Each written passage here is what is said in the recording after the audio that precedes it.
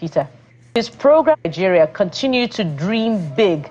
Do his programs and policies inspire you to dream big, Peter?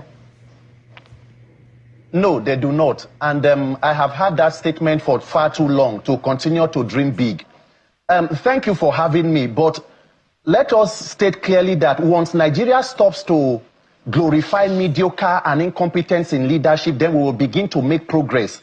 Because it is said that repeating the same action and expecting a different result is insanity. As a young person, when I see governance and the way political office holders conduct themselves, my belief is that Nigeria is being run by businessmen, political businessmen who see the country as cities, as customers for their personal trade, and not people who are necessarily viable for good leadership. Because it is unfortunate that 65 years after independence and 26 years after democracy, these are the same kinds of tales we hear. If the president is truly interested in laying or building a country that works for people, it is not about handing out cash or handing out bailouts or whatever to the youth. As my colleague rightly said, the issues of youth are the issues of Nigeria. Youth do not exist in a vacuum. We have families, we have mothers, we have siblings. The strength of every democratic nation is in the strength of its institutions.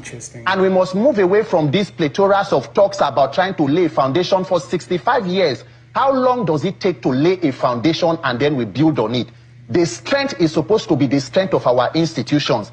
And when I look at the President Tinubu administration, two things come to mind and I'll quickly tell you. Number one, the action of the president on the state of Rivers State. This is not talking about whether the declaration of a state of emergency was right or wrong, but I want to point out how the institutions are crumbling under this administration that claims to be helping the youth. The presidency woke up and suspended a duly elected governor and swore in a sole administrator before the National Assembly ratified. The National Assembly, that is supposed to be the hallmark of a democracy for checks and balances, decided to ratify with a voice vote and setting aside the necessary two-thirds majority that should have voted. And then the judiciary, that is supposed to be the last hope of the uncommon man, for 6 months was unable to sit and look at how legal or legitimate was the declaration. So across board, in a country that wants to produce a society viable for the youth, we are seeing executive, legislative, and judicial recklessness and irresponsibility. So for me, I think that it is more of talk and less of action. And secondly, the president talked about removing the corrupt oil subsidy.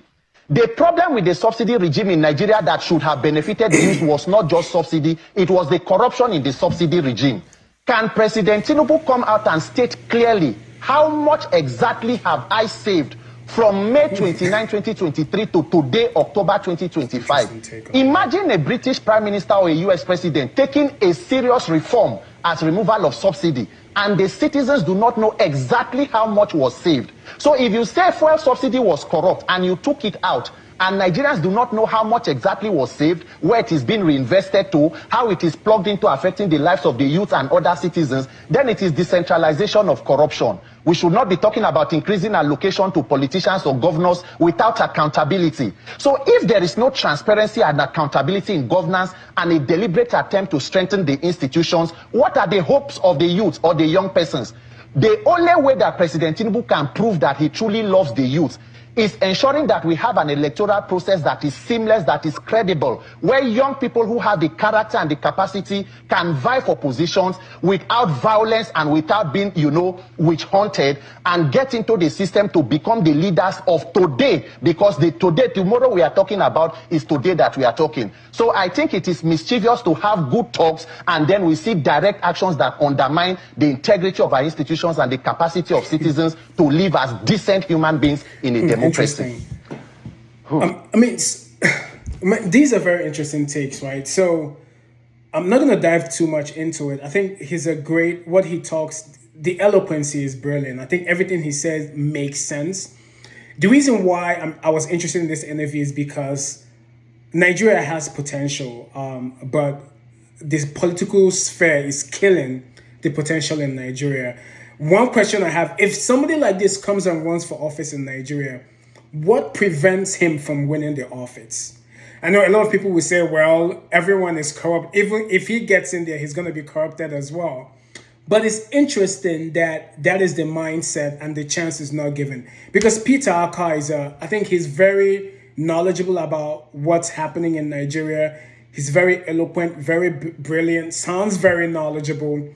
And, people like this, I think there's more fear because he makes great points. Accountability and transparency has been issue within not even Nigeria, but within the whole African governmental space. So interesting. I think it was an interesting interview. Let me know what you guys think. Are you inspired by this administration's policies? Have you become a dreamer?